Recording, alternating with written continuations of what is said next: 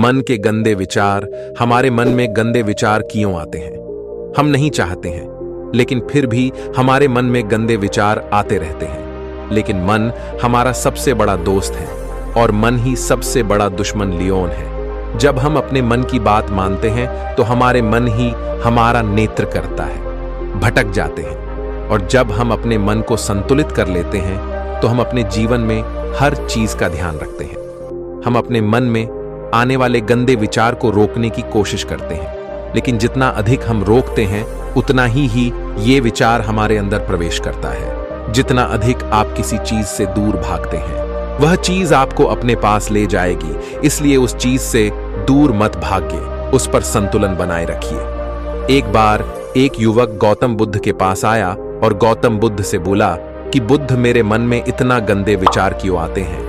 मैं नहीं चाहता कि मेरे मन में गंदे विचार आए, पर मेरे मन में हमेशा काम वासना के विचार चलते रहते हैं और मैं इनके बारे में सोच सोच कर बहुत परेशान हूं। मेरी ऊर्जा और समय यह सब सोचने में ही नष्ट हो जाता है और इन सब के विचारों की वजह से मैं कभी भी शांत नहीं रह पाता और मैं हमेशा ही स्त्रियों को देखकर मोहित हो जाता हूं। आपने आपको रोक नहीं कर पता हूं। बुद्ध मुस्कुराए और उन्होंने उस युवक से पूछा, क्या तुम्हें पता है यह काम वासना होती क्या है? फिर लड़के ने उत्तर दिया और कहा, बुद्ध, मैं ये तो नहीं जानता कि काम वासना होती क्या है।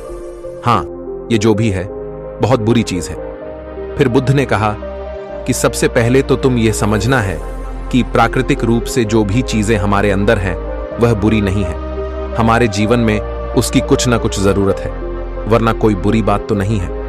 यह तो हमारे मन की एक भावना है जो हमें किसी ना किसी का एहसास करवाती है और फिर हम उस चीज को पाने के लिए उस चीज की तरफ आकर्षित हो जाते हैं। जैसे अगर तुम्हारे पास धन की कमी है तो तुम में धन पाने की वासना उत्पन्न हो जाएगी। तो वासना कुछ और नहीं, बस एक प्रकार की कमी है जो कि एक प्रकार जरूरत का एहसास है।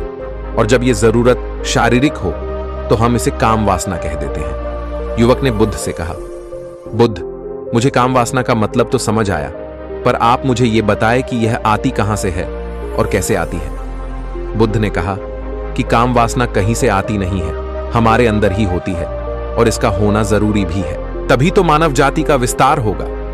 युवक ने कहा, जब यह हमारी अंदर ही है और जरूरी भी है तो फिर लोग इसे गलत क्यों बोलते हैं? बुद्ध ने कहा कि यही तो समस्या है। लोगों में काम वासना को गलत तरीके से सोच लिया है, इसे छिपाने की, दबाने की कोशिश करते हैं। काम वासना गलत नहीं है, बल्कि काम वासना का गलत तरीके से प्रयास करना गलत बात है। लोग जिसे प्रेम करते हैं बस उसी के लिए जीने लग जाते हैं, उसे पाना ही अपना लक्ष्य बना लेते हैं। तो फिर वह लड़का अपने जीवन में कुछ बनने के लिए संघर्ष करने लगा। तो तुमने देखा, संगति का असर किया होता है। अपनी संगति बदलो, अपने विचार बदलो। बुद्ध ने युवक से पूछा, क्या तुम्हें तुम्हारे सवालों का जवाब मिल गया? तब युवक ने कहा, महात्मा जी, आपका बहुत बहुत धन्यवाद। तब बुद्ध ने युवक से कहा कि जब तुम्हारे मन में गंदे विचार आए तब आप अपने आप को दोषी मत मानो, या शरीर है और यह सब हजारों बरसों से सिखाया गया है। एक केवल तुम्हारे सोच लेने से ये टूटने वाला है नहीं, लेकिन तुम्हारे पास शक्ति है, वो ऊर्जा है जिसका तुम्हें संतुलन उपयोग करना है। तुम एक जीवित ऊर्जा हो जो कुछ भी अनुभव करने के लिए स्वतंत्र है, इसलिए तुम अपने आप को पहचानो। ये बोलकर बुद्ध मौन हो गया और वह युवक वहां से चला गया। तो दोस्तों, यह कहानी सुनकर किया सीखने को मिला कमेंट में बताना।